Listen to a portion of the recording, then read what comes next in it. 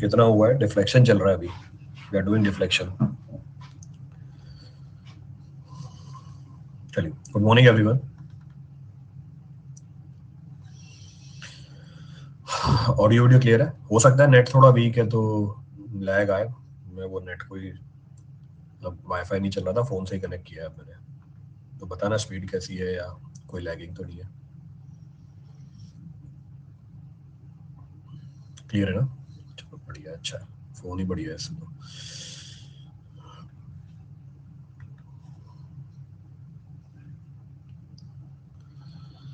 So last class में हम deflection कर रहे थे। डिफ्लेक्शन में मैंने आपको स्टैंडर्ड रिजल्ट बता दिए थे, standard results we have discussed, और स्टैंडर्ड रिजल्ट के बाद काफी सवाल भी करा दिए थे मैंने आपको। Few problems also we have discussed.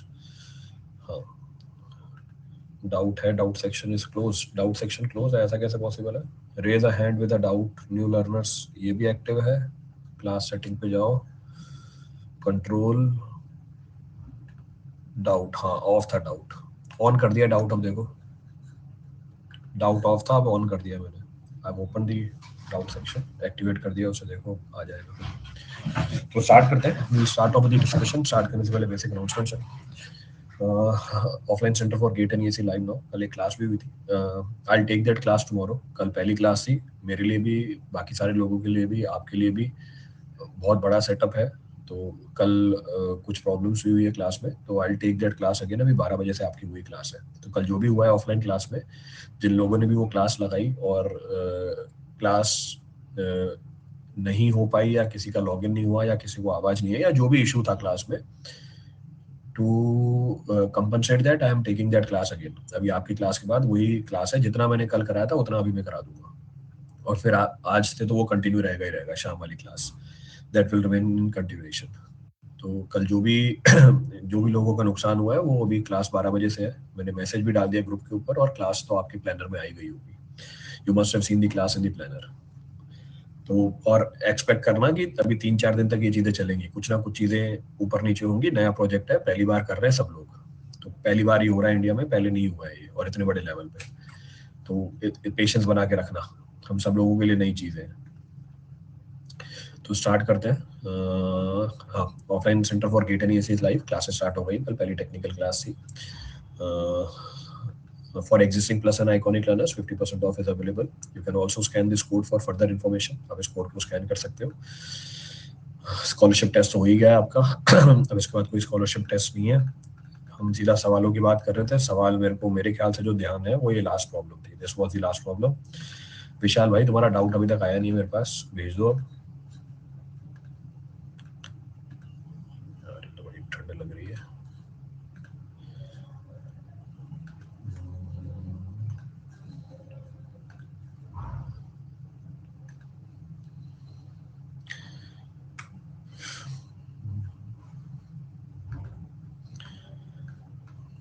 Sir, tau का डायरेक्शन ड्यू टू टॉर्शन में दिक्कत होती है। टाउ का डायरेक्शन ड्यू टू टॉर्शन में दिक्कत होती है। आप जो क्लास में क्वेश्चन कराए थे उसमें प्लेन के बेसिस पे उसका नेम रखे हैं आप, तो टाउ का sign convention face plus direction. हाँ, टाउ का direct sign convention face plus direction, shear stress दिखानी है ना एलिमेंट पे आपको। तो आपको शेयर स्ट्रेस दिखानी है एलिमेंट के ऊपर। अगर शेयर स्ट्रेस दिखानी है एलिमेंट के ऊपर, तो पॉजिटिव फेस पे पॉजिटिव डायरेक्शन, या नेगेटिव फेस पे नेगेटिव डायरेक्शन। ये शेयर स्ट्रेस पॉजिटिव है। नेगेटिव फेस पे पॉजिटिव डायरेक्शन, या पॉजिटिव फेस पे नेगेटिव डायरेक्शन, ये शेयर स्ट्रेस हमारी नेगेटिव है, दैट इज नेगेटिव। तो ये टाउ का डायरेक्शन है।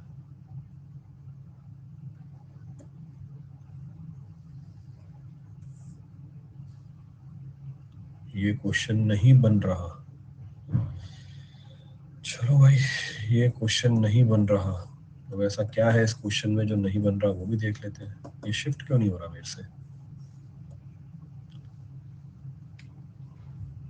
अच्छा, एक ही था, क्योंकि एक ही था इसलिए शिफ्ट नहीं हो रहा था। ये बड़े लफड़े हैं इन चीजों के अंदर।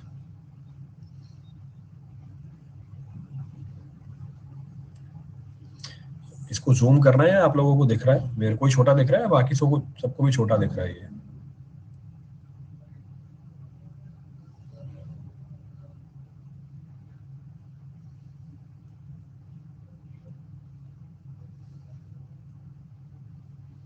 ये लास्ट था। हाँ मतलब इस सवाल के लिए लास्ट बोल रहे हो जो मेरा था, वो उसके लिए लास्ट बोल रहे हो जो मैंने फोटो दिखाई दी आपको? the photo which I have shown that was last, और this ये वाला सवाल क्या था, ये लास्ट है हमारा। सही है ना वो लिख रहे हैं? चलो देखो सवाल क्या है। What is the problem? Problem बोल रहा है a solid circular beam of radius 0.25 meter and length 2 meter is subjected to a twisting moment 20 kilonewton meter about the z axis। z axis बात क्या कर रही है? ये हमारी longitudinal axis है। This is the longitudinal axis। ठीक है, ये हमारी longitudinal axis है। फिर आगे at free end which is the only load acting as shown in the figure। ये एक लोड लग रहा है हमारे फिगर के अंदर। पॉइंट एम हमारे शाफ्ट के बिल्कुल ऊपर है, तो पॉइंट एम हमारे शाफ्ट के बिल्कुल ऊपर पड़ा हुआ है, तो पॉइंट एम शाफ्ट के बिल्कुल ऊपर पड़ा हुआ है। ठीक है, the shear stress component tau x y at point M in the cross section of the beam at a distance of 1 metre from the fixed end. आपको शियर स्ट्रेस की वैल्यू नहीं निकल रही इसके अंदर। ये मोमेंट लगा हुआ है, टॉर्शनल मोमेंट लगा हुआ है, आप बोल रहे हो पॉइंट एम पे शियर स्ट्रेस की वैल्यू नहीं निकल रही।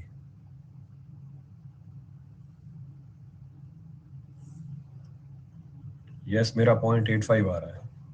तो देखते हैं भाई, शेयर स्ट्रेस की वैल्यू नहीं निकल रही। कैसे निकालिए भाई शेयर स्ट्रेस की value? This is the shear stress. कहाँ गया वो? जूम बहुत छोटा लिखते हो भाई, जूम करने के बाद भी नहीं आ रहा। Dia of the solid shaft, ऊपर डायमीटर कितना दे रखा है?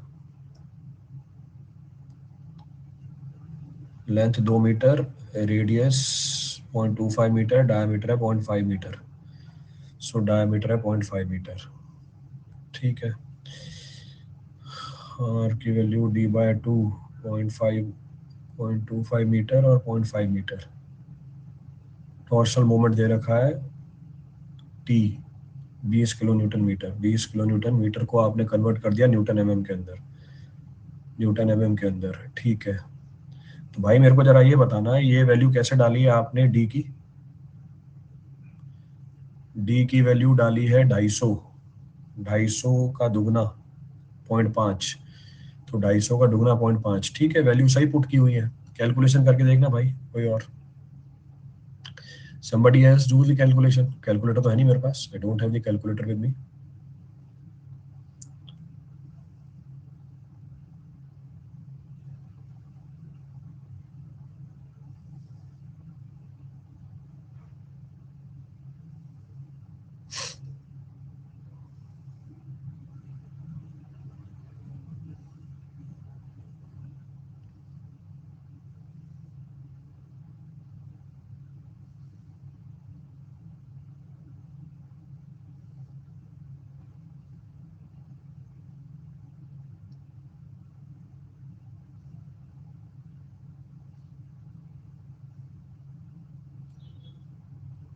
है कैलकुलेटर? मैं निकालूं?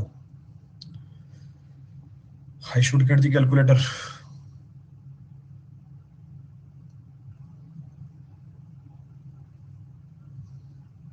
0.815, सो 0.815, तो ये तो इनका 0.815 आ रहा है। तो क्या बोल रहा है ये डाउट में? कैलकुलेशन सही है, तो कैलकुलेशन सही है तो फिर क्या दिक्कत है? कैलकुलेशन सही है तो if calculation is correct then अगले पेज पे जाते हैं। सवाल इसका बहुत छोटा है, यहीं पे ही इसको तो जूम आउट कर दो। ठीक है, the shear stress component tau x y at point M y. अब ये बोल रहा है टाउ एक्स वाई। चलो ठीक है, टाउ एक्स वाई। अभी जो आपने शेयर स्ट्रेस निकाला है कौन से प्लेन में निकाला हुआ है? अभी जो आपने शेयर स्ट्रेस निकाला है पॉइंट एम पे, ये आपने कौन से प्लेन में निकाला हुआ है? टाउ एक्स वाई की बात कर रहा है, वही हमारा जेड प्लेन है। थोड़ा सा चेंज कर देता हूँ उसे मैं, I am slightly changing it of.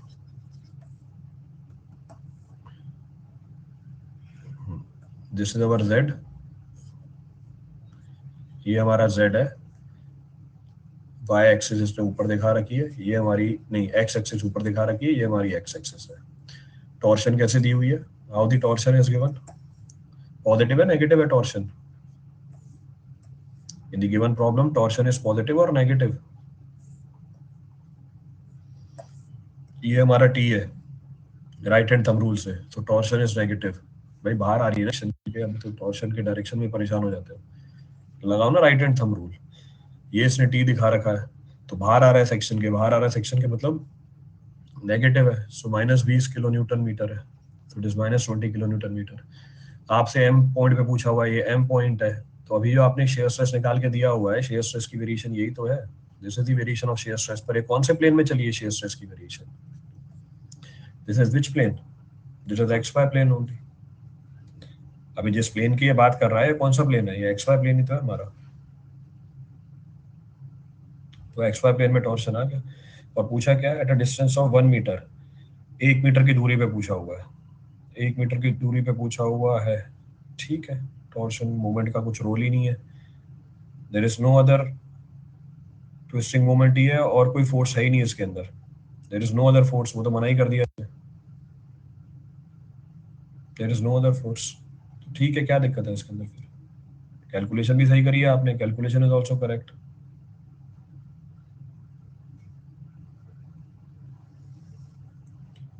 Answer zero है, किसने बोला आंसर जीरो है?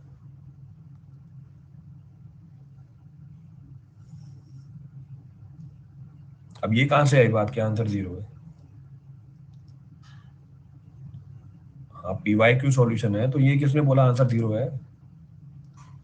तो पी वाई क्यू सॉल्यूशन, अच्छा पी वाई क्यू सॉल्यूशन आपने कहाँ का देखा? चलो इस चीज को भी क्लियर करते हैं फिर। ये पी वाई क्यू सॉल्यूशन है, पी वाई क्यू सॉल्यूशन किसने दिया ये पी वाई क्यू सॉल्यूशन आपको?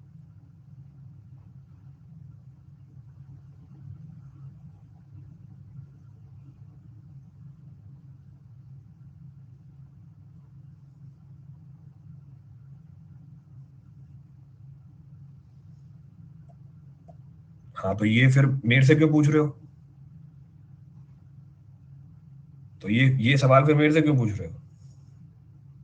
मतलब सॉल्यूशन किसी और ने दिया आपको, उसने ये सॉल्यूशन क्यों दिया, ये आप सवाल आप मेरे से पूछ रहे हो? मतलब अब ये ठेका भी मैंने उठा लिया, मतलब ये जिम्मेदारी भी अब मेरी बन गई है।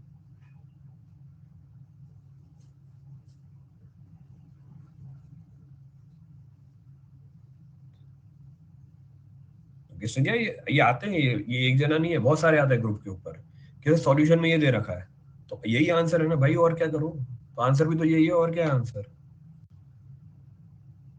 तो आपका आंसर भी ये आ रहा है, तो आंसर यही है।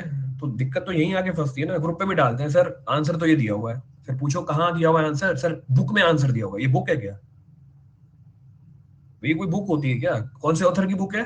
सर फलाने फलाने कोचिंग की बुक है, अरे तो वही भाई वो ऑथर थोड़ी है वो कोई। मैं बोलूंगा बुक में दिखा दो, ये भेज देंगे सर ये है। जैसे तुमने भी बोला सर पी वाई क्यू का सॉल्यूशन है, किसने दिया भाई पी वाई क्यू का सॉल्यूशन? सर यहाँ पर तो ये दे रखा है, अच्छा भाई यहाँ पर ये दे रखा है, तो मतलब मेरी जिम्मेदारी है कि उसने ये क्यों दिया वो भी मैं आपको बैठ के समझाऊं।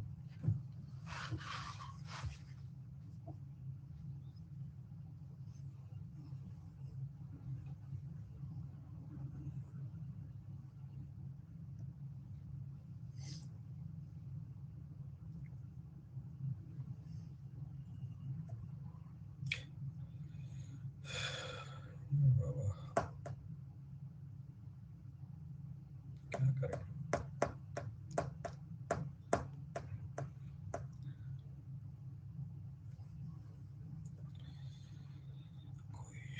जवाब ही नहीं है, ना शब्द है कुछ बोलने के लिए।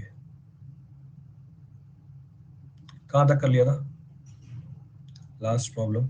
और कोई है? टाउ की डायरेक्शन तो हो गया, प्लेन के बेसिस में उसका नेम रखे हैं, ठीक है। टाउ का साइन कन्वेंशन प्लान ये भी बता दिया है। ये मेरे ख्याल से लास्ट प्रॉब्लम थी, this was the last problem, एक बार कमेंट कर देना यही था।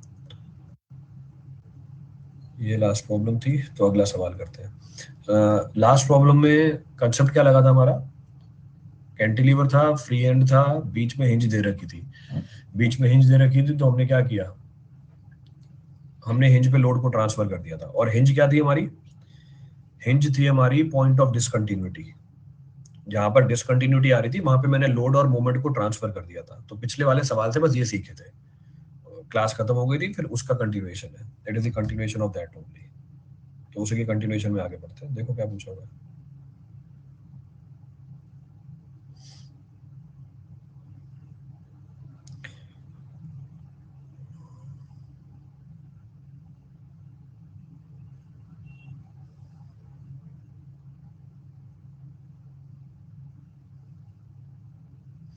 अप्लाई करके दो इसमें अब।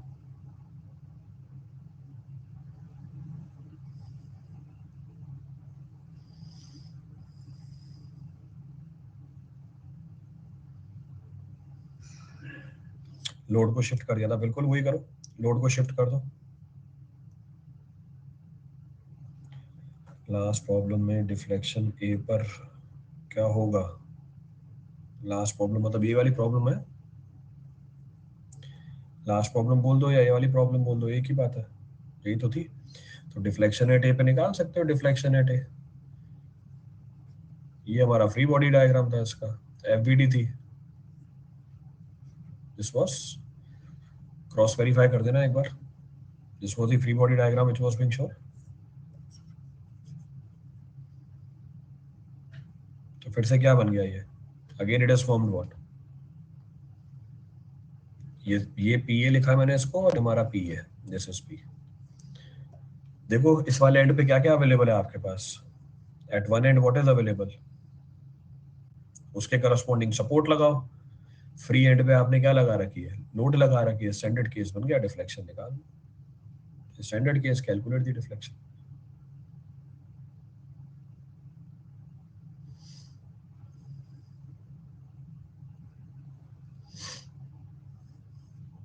अभी इस वाले सवाल में भी वही चीज आएगी, सेम वही प्रॉब्लम पीछे वाला, बट इस बार डिसकंटिन्यूटी हिंज के फॉर्म में नहीं है। डिसकंटिन्यूटी किसके फॉर्म में है?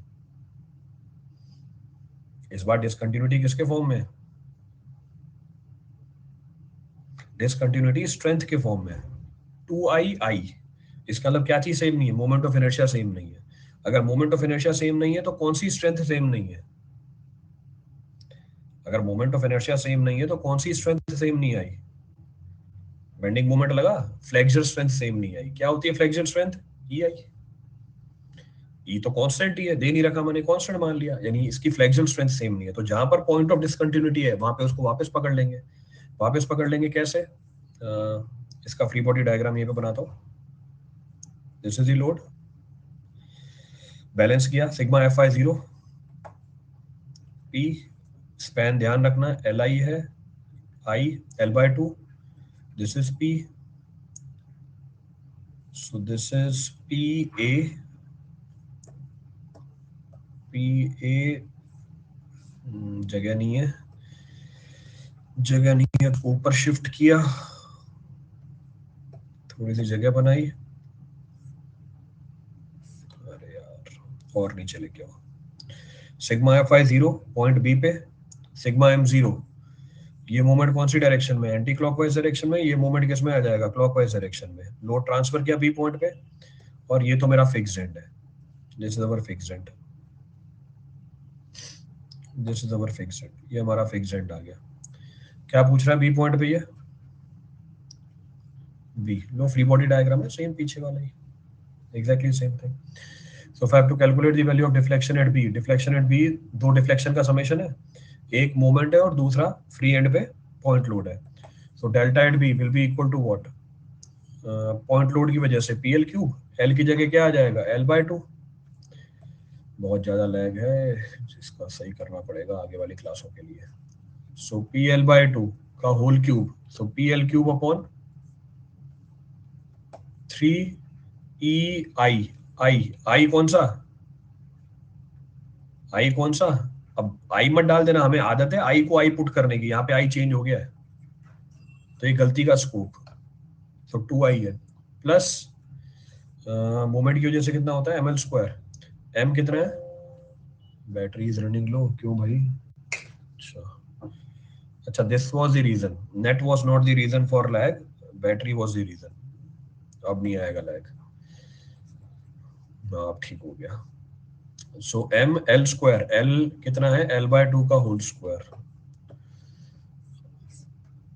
एल बाय टू का whole square divide by 2 E I. I में तो कौन सा? 2i। सॉल्व करो, डेल्टा बी आ गई, बी पॉइंट पे डिफ्लेक्शन आ गया।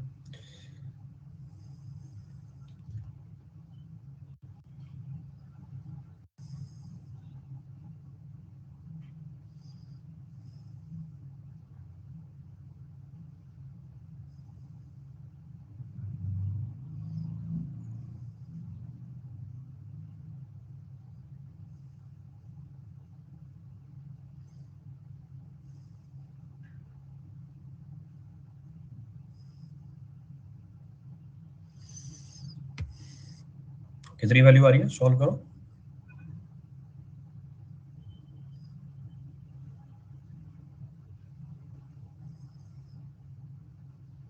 P L by to, L by to, how come, cube भी तो होगा कहीं पे।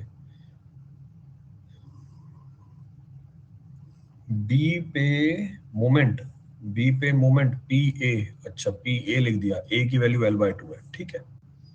मैं पीछे वाले सवाल का ही चला रहा था।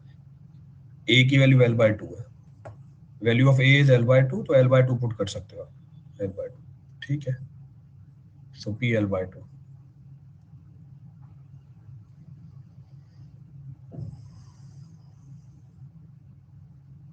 कितना, 5/96, 5/96 P L cube bye 3 EI लिखा, अच्छा एल क्यूब ऊपर है, ठीक है। एक बार क्रॉस चेक कर लेना, 5/96 P L cube by E आई, ठीक है। ये तो हो गया। नेक्स्ट पूछ रहा है थीटा बी, थीटा बी, दो थीटा को ऐड करना पड़ेगा। सो थीटा एट बी, एक पॉइंट लोड की वजह से और एक मोमेंट की वजह से। पॉइंट लोड की वजह से कैंटिलीवर है, फ्री एंड, थीटा की value P L square, P L, L की जगह क्या डालना पड़ेगा, एल बाय टू का whole square divide by 2 EI। So 2 EI, I की वैल्यू क्या है, 2I। Then M L upon E I, M L upon E I, M कितना है, P L by two. So M, L, L खुद कितना है, L by two upon two है नहीं, ई आई है, तो ई आई, और आई कितना है, 2I, तो आई कितना है, 2I। कैलकुलेट करो कितनी वैल्यू आ रही है।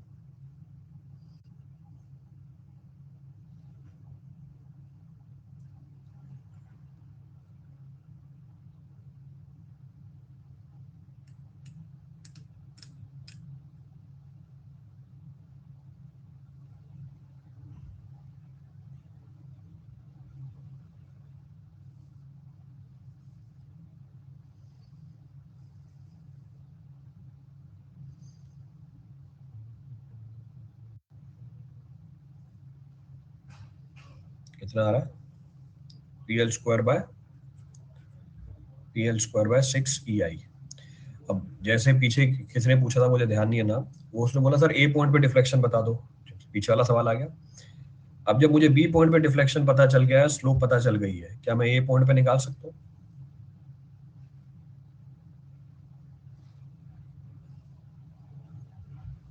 क्या मैं ए पॉइंट पे कैलकुलेट कर सकता हूँ, बिल्कुल कैलकुलेट कर सकते हैं, can be calculated very easily. किसके इक्विवेलेंट हो गई ये कहानी, किसके इक्विवेलेंट है ये कहानी, वो मेरे ख्याल से शुरू में एक सवाल कराया था, बीच में पॉइंट लोड लगाया हुआ था ना, सेम कैंटिलीवर था ये वाला। ये story is equivalent to this problem, the only change is what, CB span के अंदर कोई क्या नहीं था, सीबी स्पैन के अंदर कोई मोमेंट नहीं था। तो सीबी स्पैन के अंदर कोई मोमेंट नहीं था, तो इस वजह से आपको सीबी स्पैन के अंदर स्लोप क्या मिल रही थी, स्लोप क्या मिल रही थी, कांस्टेंट मिल रही थी। तो slope at B was equal to slope at C only. तो आपने जब इसकी डिफ्लेक्टेड कर्व बनाई थी, इसकी डिफ्लेक्टेड कर्व ये थी, this was the deflected curve. तो आपने बोला ये थीटा सी निकाल, डेल्टा सी निकाला, ये डेल्टा बी बराबर होंगे दोनों, ये डेल्टा सी है, दिस इज डेल्टा सी। फिर आपने स्लोप निकाली थीटा सी, और ये वाली स्लोप भी कितनी है, दिस स्लोप इज थीटा सी। तो आपने ये वाली वैल्यू कैसे कैलकुलेट कर ली थी, आपने ये वाली वैल्यू कैलकुलेट करी थी थीटा सी इंटू ऊपर जगह कितनी है, एल बाय टू, यही था। अब फर्क ये है कि अगर मैं यहाँ पे पॉइंट लोड लगा दूं, क्या इंपैक्ट पड़ेगा इसका। अब अगर मैं यहाँ पे पॉइंट लोड लगा दूं, तो इम्पैक्ट विल, यहाँ पर आपको डिफ्लेक्शन इस पॉइंट लोड की वजह से भी मिलेगा, you will get the deflection because of this point load also, and because of this point load also slope will also come into the picture, slope भी पिक्चर में आएगी। तो दो कंपोनेंट और जुड़ेंगे इसके अंदर, दो कंपोनेंट और कौन से जुड़ेंगे, एक तो इस पॉइंट लोड की वजह से डेल्टा आएगा, दूसरा डिफ्लेक्टेड कर्व कैसी बनेगी इसकी, this will be the deflected curve. तो दो कंपोनेंट और जोड़ने पड़ जाएंगे, you to add two more components. अभी सवाल आगे आएगा इसी के ऊपर, तो करा दूंगा, पर क्योंकि आपने पूछे, एक सवाल पूछा था, इसलिए मैंने उसको कंटिन्यू किया, I will continue that point. आ जाते हैं वापस, आंसर देख लेना, जो आपने आंसर बताया मैंने वही मेंशन किए हैं। कहाँ गया सवाल, ये तो है सवाल।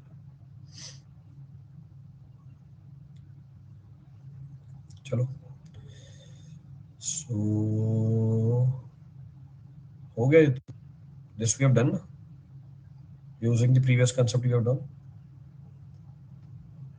ठीक है, थीटा है डेल्टा है यूजिंग द प्रीवियस कंसेप्ट था, नोट से उठा के डाला हुआ है इसमें। तो ये आपको करना है प्रीवियस कंसेप्ट से। तो प्रीवियस कंसेप्ट यही तो था, फ्री बॉडी डायग्राम बनाया, तो इसमें और इसमें फर्क क्या हुआ? ये किया तो है हमने, ए पर फाइंड करना है इसमें। ए पर कहाँ फाइंड करना है? ए पर फाइंड करना है क्या? अच्छा, ये सवाल चेंज हो गया। तो यूजिंग प्रीवियस कंसेप्ट बता ही दिया। ये तो पूछ रहा था कोई जना, क्लास जब स्टार्ट हुई थी कि सर ये पॉइंट पे अगर डिफ्लेक्शन निकाल लो, आ तो गया सवाल ये। So using this concept, so using this concept क्या करो भैया? फ्री बॉडी डायग्राम बनाओ। लो आई गया सवाल, तो करना पड़ेगा, बोल के काम चलेगा नहीं। बोल के काम चलेगा नहीं तो इसको ब्रेक करेंगे। बी पॉइंट पे निकालेंगे, बी पॉइंट पे लोड ट्रांसफर करो और मोमेंट ट्रांसफर करो। तो बी पॉइंट पे लोड और मोमेंट ट्रांसफर किया था लास्ट क्लास में वैसे आपने, तो कोई नई बात नहीं है। और आपने मुझे क्या निकाल के दिया हुआ है यहाँ पे? थीटा बी और डेल्टा बी तो निकाला ही हुआ है, तो लोड तो वैसा का वैसा ही आ जाएगा। मोमेंट आ जाएगा P A, so moment will come, so moment will come P A. Direction मैंने डायरेक्टली लिखी है, सही है डायरेक्शन भी मेरी। So P L by two, so P into L by two. नाम लिखो बी पॉइंट। तो बी पॉइंट की ये कहानी, यहाँ पे आप स्लोप और डिफ्लेक्शन निकाल लोगे, स्लोप और डिफ्लेक्शन निकाल लोगे, और ये वाला जो पोर्शन है ये सेपरेट रहेगा, ये वाला पोर्शन सेपरेट रहेगा। इसकी स्लोप और डिफ्लेक्शन यहाँ पर ट्रांसफर होनी चाहिए, यानी कुछ एडिशनल चीज नहीं आनी चाहिए। कुछ एडिशनल चीज नहीं आनी चाहिए, इसका मतलब क्या करो? इसका मतलब ये मेरा फिक्स बन गया, ये फिक्स बन गया, और ये एक सेपरेट बीम बनाई। स्पैन भी डालने पड़ेंगे, स्पैन डालने पड़ेंगे P L by to L by to. तो अगर मैं इसका डिफ्लेक्टेड कर्व बनाऊं, डिफ्लेक्टेड कर्व बनाऊं, नीचे बनाना ज्यादा बेटर रहेगा, नीचे बनाना बेटर रहेगा, तो इसको ऊपर शिफ्ट कर दो। फ्री बॉडी डायग्राम ऊपर शिफ्ट कर दो, डिफ्लेक्टेड कर्व यही बना देता हूँ। कैसे अभी समझाई थी पीछे वाले सवाल में डिफ्लेक्टेड कर्व? डिफ्लेक्टेड कर्व समझाई थी। ये हमारा स्लोप और डिफ्लेक्शन है बी पॉइंट पे, this is our slope and deflection at B point. Delta B, ये भी कितना होगा? Delta B same carry forward हो जाएगा। फिर अगर बी ए में कोई लोडिंग नहीं होती तो मेरी स्लोप कैसे मिलती? कांस्टेंट मिलती। तो ये कांस्टेंट वाला बना है। तो यहां तक तो सवाल मेरा पीछे वाला कॉमन चल गया, जो भी मैंने आपको लॉजिक बताया था। डेल्टा बी, ये वाला पोर्शन डेल्टा बी, और ये वाला portion slope, slope slope slope.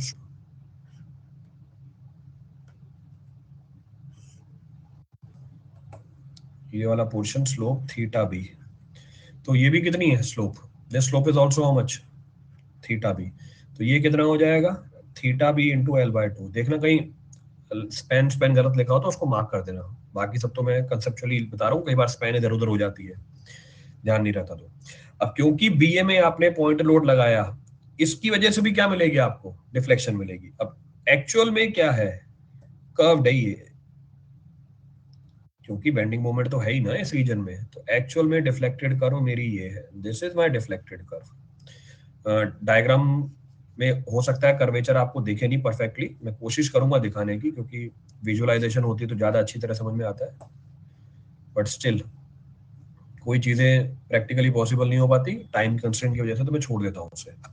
तो ये एक्चुअल में डिफ्लेक्टेड कर्व है। अब ये डिफ्लेक्टेड कर्व है, तो इस रीजन में जो स्लोप आई है वो और किसकी वजह से आई है? ये वाली स्लोप तो रही फ्री एंड पे आपने पॉइंट लोड लगाया कैंटिलीवर के अंदर, इसकी वजह से भी तो स्लोप आती है, इसकी वजह से भी स्लोप आती है, तो इसकी वजह से भी तो स्लोप काउंटर करूंगा मैं, इसकी वजह से भी स्लोप काउंटर करूंगा। तो टोटल स्लोप क्या होगी? एक तो ये स्ट्रेट लाइन, देखो इसी के पैरेलल मैंने लाइन बनाई, कोई बताएगा ये वाली स्लोप कितनी चल रही है?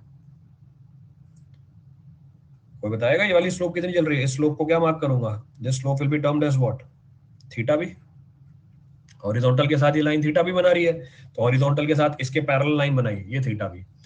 ये जो एडिशनल स्लोप आई है ये किसकी वजह से आई है? ये जो एडिशनल स्लोप आई है ये किसकी वजह से आई है? Because of point load. ये जो एडिशनल स्लोप आई है पॉइंट लोड की वजह से आई है, क्योंकि आपने पॉइंट लोड पॉइंट ए पे लगा रखा है। तो इसको मैं क्या बोल दूंगा? क्या बोल सकते हैं इसको? नाम कुछ ना कुछ तो देना पड़ेगा। सो थीटा ए डैश, जब थीटा ए डैश और थीटा बी को जोड़ूंगा तब क्या मिलेगी मुझे, टोटल स्लोप मिलेगी ए पॉइंट पे, और ये जो डिफ्लेक्शन है ये तो मेरा delta A dash, so this is my delta A dash. अब निकाल लो, जो पूछ रहा था पीछे स्टूडेंट की सर ए पॉइंट पे निकालना हुआ, तो आ गया ए पॉइंट पे भी। तो दो सेपरेट कंपोनेंट आ गए इसके अंदर, ये बोले तो दो सेपरेट कंपोनेंट, एक डिफ्लेक्शन वाला और एक स्लोप वाला। तो अब कैलकुलेशन करनी है, तो कैलकुलेशन तो एक एक लाइन में हो जाएगी।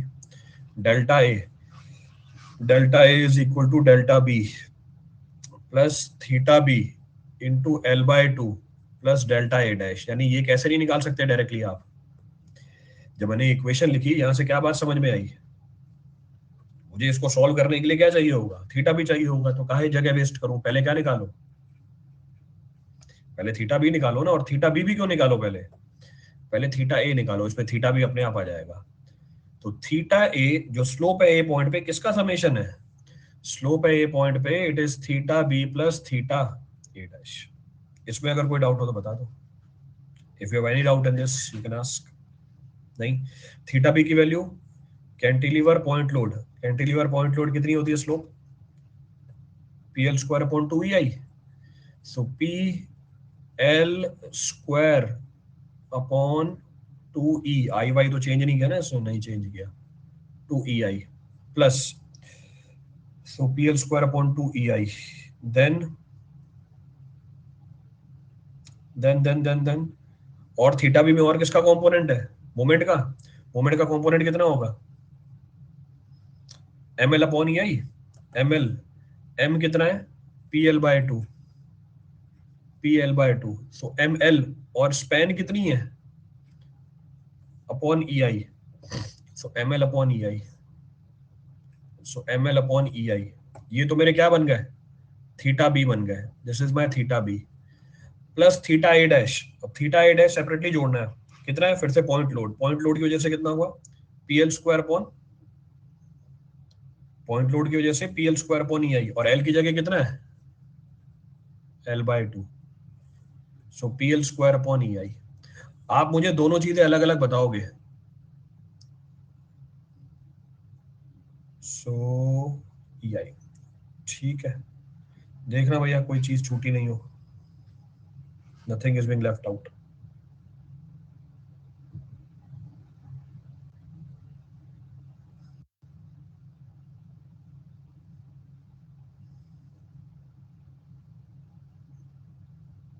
सही है सारा एक्सप्रेशन, तो पहला वाला टर्म अलग से बताना थीटा बी वाला, और दूसरा वाला टर्म अलग से बताना, 3/8 1/4, किसको 3/8 बोल रहे हो, you are saying what is 3/8,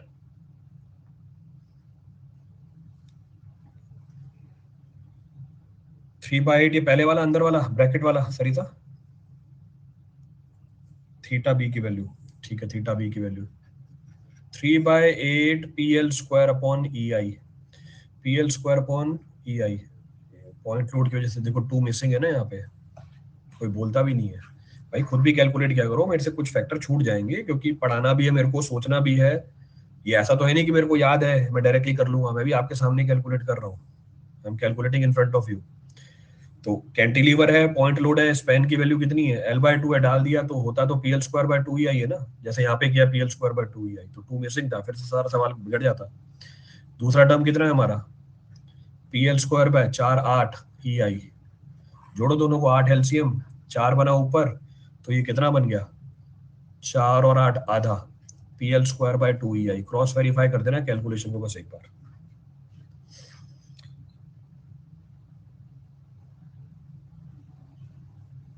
तो बस वो सवाल की कैलकुलेशन में ही थोड़ा सा कॉन्सेंट्रेट करना पड़ेगा, बाकी लॉजिकली तो कुछ भी नहीं है उसके अंदर। अब मुझे निकालना है डिफ्लेक्शन, डिफ्लेक्शन निकालने के लिए थोड़ी सी जगह बनाता हूँ, ये खिचड़ी बन गई है यहाँ पे, तो हो सकता है चीजें दिखे नहीं, इसलिए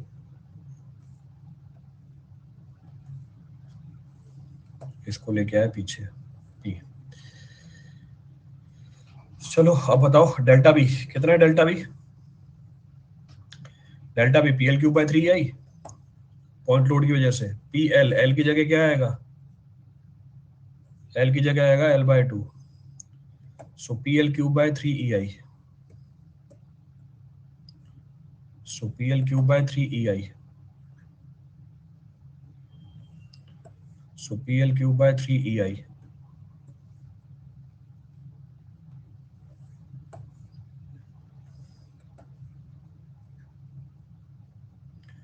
So PL cube by 3EI. चलो हुई वैल्यू। अब थीटा भी आपने बताया था 3/8, ये सरिता ने बताया था 3/8, मैं वही लिख रहा हूँ। सो 3/8 PL स्क्वायर अपॉन EI। देखो नहीं, अभी भी मैंने एक चीज छोड़ दी। क्या चीज छोड़ दी बताना आप जरा। देखो मिस हो गई एक चीज।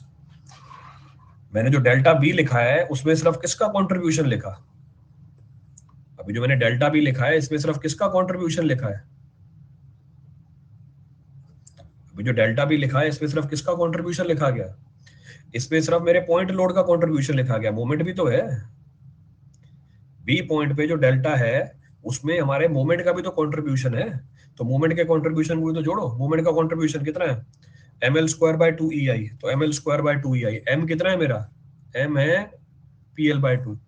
सो ml स्क्वायर और l कितना है, l बाय 2 का होल स्क्वायर। सो l बाय 2 का होल स्क्वायर। सो l बाय 2 का होल स्क्वायर। सो ये हो गया ml square by 2EI।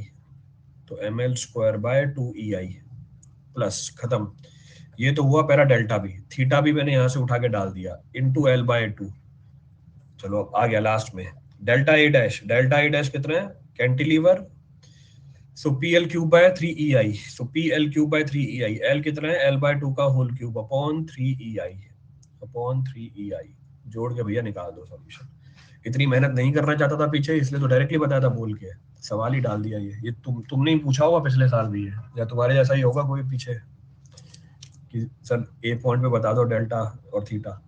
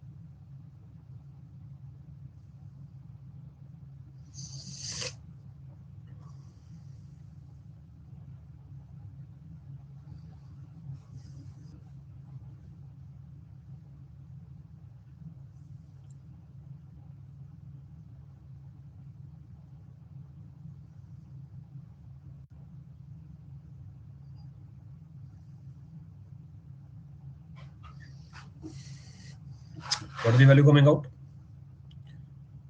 P L bye 2। P L bye 2 कैसे आएगी। अच्छा वो तो मोमेंट की वैल्यू बता रहा होगा, P L bye 2।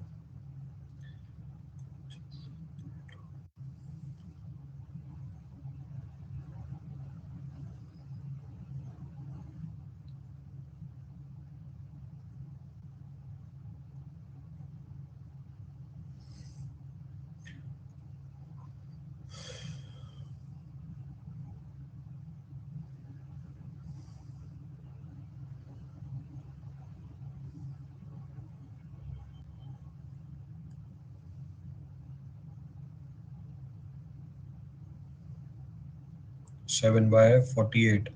Sarita is saying 1/3। Abhishek is saying 1/48। तीन अलग आंसर है। I can't.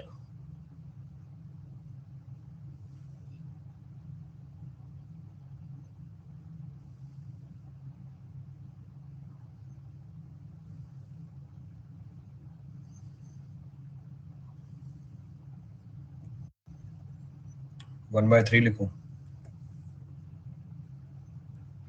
1/3 P L cube.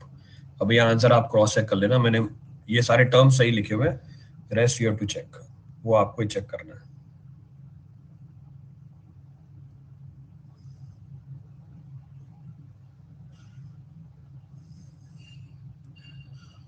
सही है, ठीक है, सही है।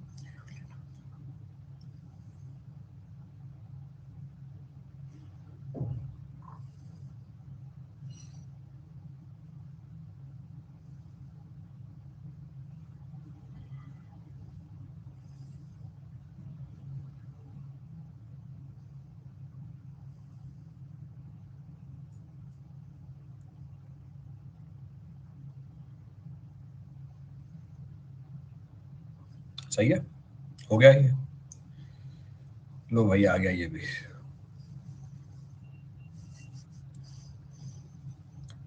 फिर चेक किया, PL³/48 आ रहा है। अरे यार, यार अब ये इसमें तो कंफ्यूज मत करो।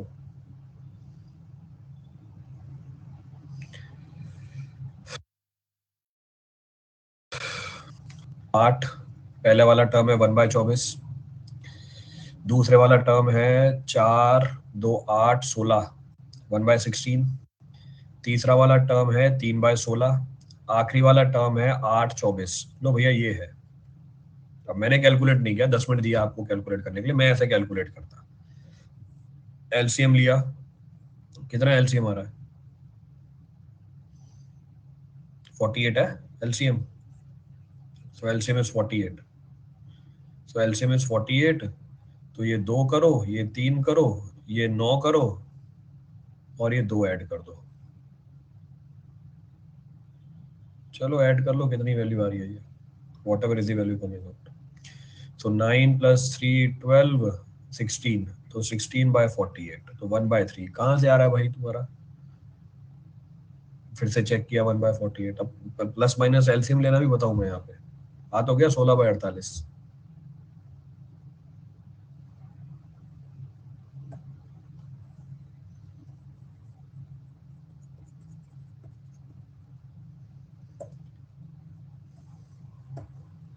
लो करो उसको। सेम पीछे वाला सवाल है, एग्जैक्टली सेम प्रॉब्लम, पर इस बार आई अलग है, ध्यान रखना, I is different.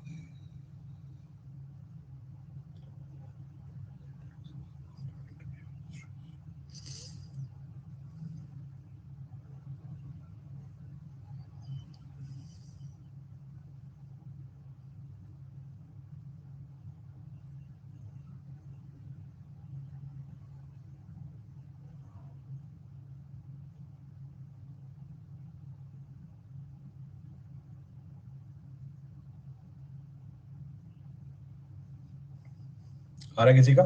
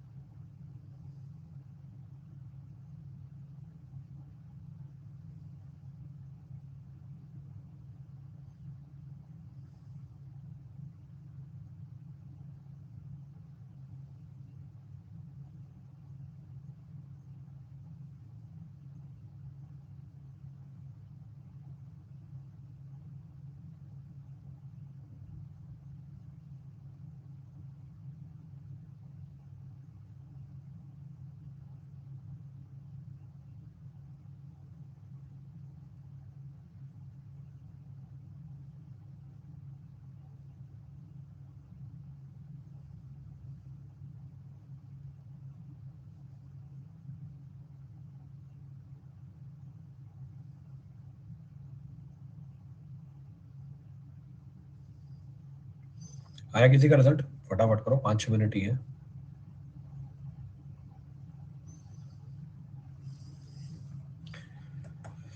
Free body diagram बना के दिखाने की जरूरत है? Is there any need to draw the free body diagram? No, same पीछे वाली कहानी है। इसका मतलब थीटा ए निकालने के लिए, in order to find theta A, मेरे को क्या चाहिए? थीटा बी चाहिए और थीटा ए डैश चाहिए। तो थीटा बी तो आपने निकाली हुई है, so I will say theta A is equal to theta B plus theta A dash. और थीटा बी कितनी निकली हुई है हमारी? इसलिए तो बोला था आसान है बड़ा। ये थीटा बी का है, ये रहा P L square by 6 EI। ये तो कैलकुलेट कर रखा है ना आपने। तो P L square by 6 EI। आप टोटल आंसर बता रहे हो या थीटा बी बता रहे हो? P L square by 6 EI। ये तो मैंने थीटा बी पीछे से उठाया। थीटा बी तो 16 कैसे बता रहे हैं आप? बेटा ये निकाला तो है पीछे आपने भी। थीटा बी बदल कैसे गया? 3/16 कैसे आ गया? तो पीछे वाले सवाल का उठाया तो फिर यानी पीछे भी गलत है फिर। 3/16 है। 3/16 होगा तो ये 3/16 है यहाँ पे।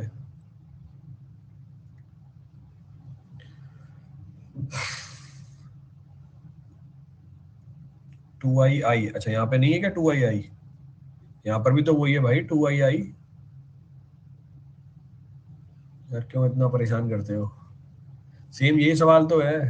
तो जब यहाँ पर P L square by 6 EI बताया, तो अब आगे जाके कैसे बदल गया 1 सेकंड में? अगली बार से खुद ही कैलकुलेट करूंगा मैं।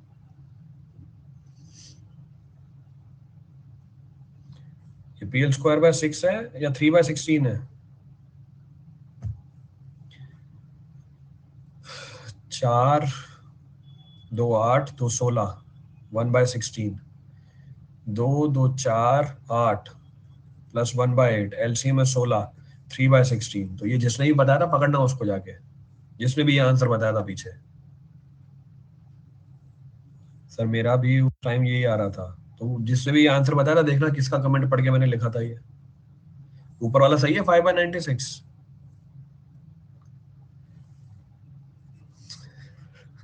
यार क्या करें इनका। नेक्स्ट है हमारा, वो भी गलत है। डिफ्लेक्शन भी गलत है पीछे। 5/96 वो सही है। कैंटिलीवर है, फ्री एंड है, पॉइंट लोड लगा। कैंटिलीवर है, फ्री एंड है, पॉइंट लोड लगा। डिफ्लेक्शन की वैल्यू कितनी है? P L square upon 2 EI। P L square upon 2 EI। और आई की वैल्यू कितनी है? 3 EI। टू तो मूवमेंट वाले में आता है। So P L square upon 3 EI। तो ये 3/16। और खुद ही करो वही कैलकुलेट, इनके भरोसे डालो ही मत। तो ये 4 और 3 12। तो 1/12। एलसीएम कितना बनता है? 32 नहीं है, 48। 48 ही बनता है। तो 48 बनता है, तो ये 3 गुना, 3 गुना तो 9, और ये 4 गुना, और 4 गुना तो ये कितना आया? 13। कैलकुलेट करके देखो। मेरा 13/48 आ रहा है, आप लोगों को क्या आ रहा है? What is the value coming out? 13/48। सबका ये 13/48। क्रॉस वेरीफाई कर लें एक बार।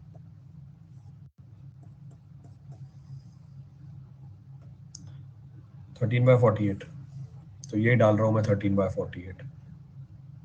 P L cube upon E I, sorry, P L square upon E I. So P L square upon E I, so 13/48।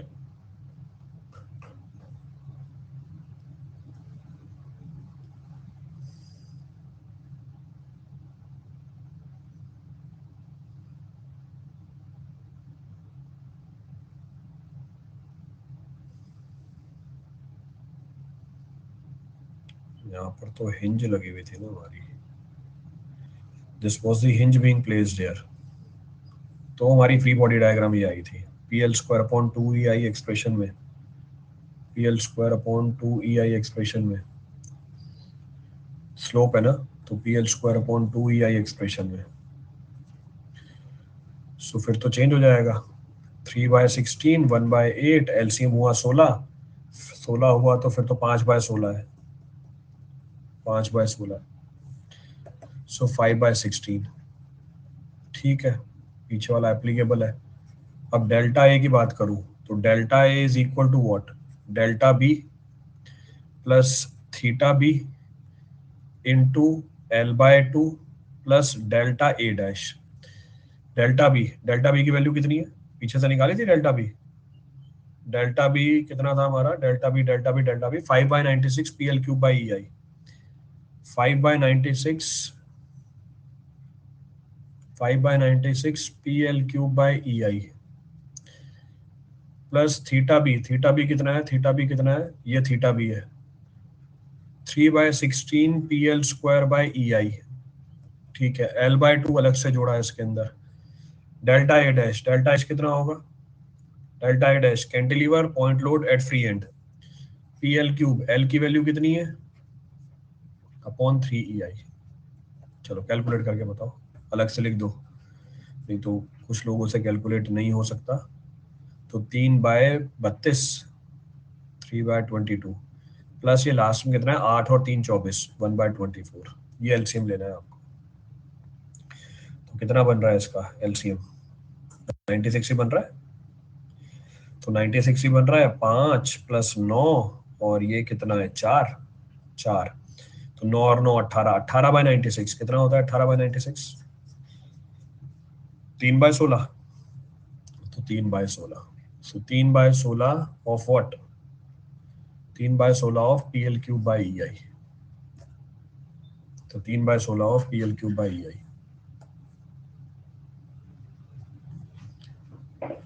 So 3/16 of PL³/EI।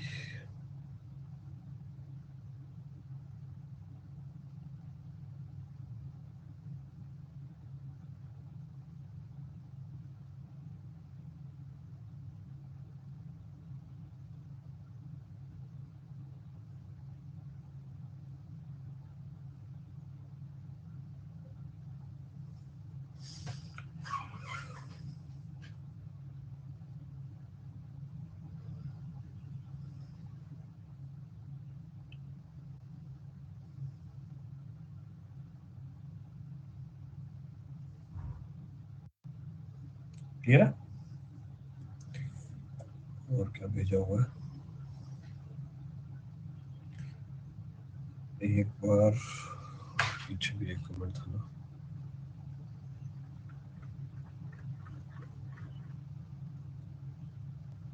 Last problem में deflection ए पर क्या होगा बता दी। नेक्स्ट प्लेन वापस समझा दो यार, कौन से प्लेन वापस समझा दो, प्लेन वापस समझा दो, प्लेन वापस समझा दो। प्लेन समझाने 2 मिनट में समझ गया तो अच्छी बात है, 2 मिनट बाद मेरी दूसरी क्लास है। टॉर्शन हमारा कौन से डायरेक्शन में है, torsion is in which direction, torsion हमारी कौन सी डायरेक्शन के अंदर है, जेड डायरेक्शन के, आउट नहीं डायरेक्शन पूछ रहा हूँ मैं, आउट तो है ही, जेड डायरेक्शन में। टॉर्शन जेड डायरेक्शन में है, शाफ्ट बना के दिखाई दिया आपको। Again go back to theory, सवाल नहीं बने बार बार रिपीट करता हूँ, थ्योरी में जाना वापस। ये तो काटूंगी कैसे इसको, 3D में कटा था ना वो, तो ये लो फिर से काटने की कोशिश करी और कट गया। लो ये मैंने काट के दिया था आपको थ्योरी के अंदर। This was the shaft being cut to understand the direction of the shear stress. ये हमारी z डायरेक्शन है, दिस इज z। ये हमारी x डायरेक्शन है, और ये कौन सी डायरेक्शन है by as per the problem. Torsion आपकी z डायरेक्शन के अंदर, तो शेयर मेरा कैसे जा रहा है, शेयर का प्लेन बताना जो भी आपने कैलकुलेट किया, what is the plane of that shear. यही था जो रेडियल डायरेक्शन में वेरी कर रहा था, डायग्राम बना के दिखाई थी ये शेयर की। ये टाओ आपने कैलकुलेट कर रखा है, जो भी उसने बोला मेरी कैलकुलेशन सही आ रही थी, मेरे ख्याल से 0.815 बोला था उसने, 0.815। ये शेयर बना के दिखाई थी आपको, कौन सी प्लेन है ये, इट इज विच प्लेन, ये कौन सी प्लेन आ गई हमारी? प्लेन, प्लेन, डायरेक्शन नहीं, अब प्लेन की बात कर रहे हैं। ये कौन है एक्स वाई वाला? पकड़ो इसे। अरे प्लेन की बात कर रहा हूँ तो 3D में भी काट के दिया हुआ है। अब तो 3D में भी काट के दे दिया भाइयों, अभी भी एक्स वाई में फंसा हुआ है।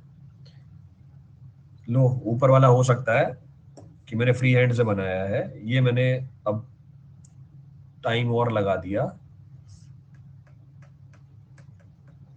अब बता दो कौन सा प्लेन है ये? It is which plane? Colour भी चेंज कर दिया आपकी समझ के लिए। Which plane is this shear stress acting? ये शेयर स्ट्रेस की डायरेक्शन मांग रहा हूं मैं। कौन से प्लेन में एक्ट कर रहा है ये shear stress? This is the plane which I am asking. ये हमारा प्लेन है, दिस इज द प्लेन। ये मेरी z डायरेक्शन है, this is my z direction, this is my x direction, and this is my y direction. तो ये direction बने हमारे, मैं प्लेन पूछ रहा हूँ, वाई जेड प्लेन है ये। कहाँ है ये? Y, Y Z plane. So this is the shear stress we have talked about. इसकी वैल्यू उसने निकाली थी, जो भी बोला था ऊपर 0.815। अब इसका जो कॉम्प्लीमेंट्री प्लेन है, वहां पर भी शेयर स्ट्रेस का मैग्नीट्यूड क्या रहता है? सेम रहता है। तो अगर ये एलिमेंट जो बना के दिखाते हूं मैं आपको, this is the element which I have shown. Element के ऊपर शेयर लगाता हूँ, ये एलिमेंट के ऊपर शेयर लगाया, एलिमेंट के ऊपर शेयर लगाया, इसको मैं बोलता हूं टाउ एक्स वाई। क्या मतलब है इस बात का? इसको मैं बोलता हूं टाउ एक्स वाई, यानी एक्स प्लेन के ऊपर वाई डायरेक्शन में, यही है। तो कॉम्प्लीमेंट्री क्या बनता है इसका? कॉम्प्लीमेंट्री क्या बनता है? वाई प्लेन के ऊपर, इसको टाउ वाई एक्स बोलते हो ना, तो और हमें पता है tau x y is equal to tau y x. उसी तरीके से अभी आपने क्या निकाला है? ये जो टाउ जो कैलकुलेट किया था आपने, ये कैलकुलेट किया था कितना? जो भी 0.81 बता रहा था, ये कौन से प्लेन में था? This was in which plane? This was in y Z plane. पर इसका नाम क्या रखूंगा? इसका नाम क्या रखूंगा? डायरेक्ट प्लेन पहले और डायरेक्शन बाद में। तो जिस प्लेन पे लगा, प्लेन पहले डायरेक्शन बाद में, वो भी ध्यान रखना, प्लेन पहले डायरेक्शन बाद में, विद साइन कन्वेंशन बताना अब आपको। प्लेन तो वाई, तो वाई एक्सिस के परपेंडिकुलर। प्लेन हम कैसे नापते हैं? एक्सिस के परपेंडिकुलर। तो एक्सिस के परपेंडिकुलर जेड, ये देखो इसके परपेंडिकुलर है ये, तो एक्सिस के परपेंडिकुलर, तो इसके परपेंडिकुलर है। और डायरेक्शन कौन सी चलती है फिर हमारी? डायरेक्शन उस एक्सिस के अलाउंग जाती है, तो इसको एक्स एक्सिस बोलते हैं, इसको वाई एक्सिस बोलते हैं। तो अब यहाँ पर ये मेरी डायरेक्शन निकल के आ रही है, तो इसको मैं क्या बोल दूंगा? Z y. So this will be termed as z y. तो अगर मैं अब एलिमेंट बनाऊं यहाँ पे, if I draw the element, ये वापस एलिमेंट बना के दिखाया बगल में, इसको मैंने बोला टाउ जेड वाई, तो जो कॉम्प्लीमेंट्री होगा वो क्या होगा? जो कॉम्प्लीमेंट्री होगा वो क्या होगा? या वाई जेड हो जाएगा, टाउ वाई जेड। तो ये हमारा एलिमेंट आ गया, दिस इज एलिमेंट। अच्छा, मैंने फिर से अभी पॉजिटिव नेगेटिव नहीं बताया, इसको आप पॉजिटिव दिखा रहे हो, पॉजिटिव फेस के ऊपर पॉजिटिव डायरेक्शन में पॉजिटिव। अब जरा बताना क्या ये स्ट्रेस पॉजिटिव है नेगेटिव है? अब इस पे भी चर्चा कर लेते हैं, पूछा नहीं है सवाल के अंदर, पर इस पे भी चर्चा कर लेते हैं। आपकी टॉर्शन तो नेगेटिव थी, आपकी टॉर्शन नेगेटिव थी, आपका शेयर भी क्या आएगा? आपकी टेंशन, तो जो टॉर्शन लगाई आपने वो नेगेटिव थी, तो आपका शेयर भी क्या आएगा? नेगेटिव आएगा। नेगेटिव आएगा, इसका मतलब कैसे दिखाओगे? इसको उल्टा दिखाओगे। तो एक्चुअल में अगर मुझे इसको दिखाना होगा, मैं इसको उल्टा दिखाऊंगा, पॉजिटिव फेस के ऊपर नेगेटिव डायरेक्शन में। तो ये हमारी टाउ जेड वाई है। तो ये साइन कन्वेंशन भी आ गया, जैसे साइन कन्वेंशन। तो ये प्लेन समझा दिए, these are the planes which are being talked about in the element.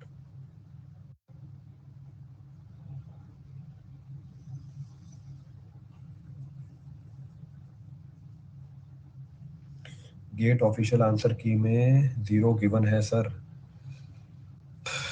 ये टाउ कौन सा टाउ कैलकुलेट किया है? फिर से अभी पीछे भी बताया, वापस रिपीट कर रहा हूँ। टाउ कौन से प्लेन में कैलकुलेट किया है?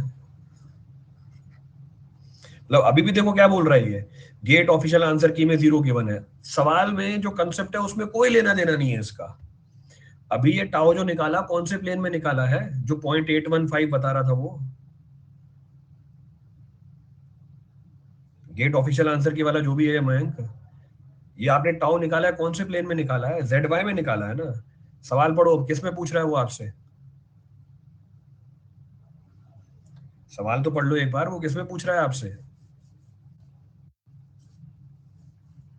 पर नहीं सर, ऑफिशियल आंसर की में ये है, फलाना कोचिंग की कॉपी में ये है, ना मैंने कोचिंग की कॉपी देखी, ना मैंने गेट के आंसर की देखी, मैंने सवाल उठाया, वापस अपने बेसिक थ्योरी पे गया, तो कैलकुलेशन उसने सही कर रखी थी, प्लेन मैंने आपको बता दिया, अब आंसर जो भी पूछ रहा है बता दो उसे।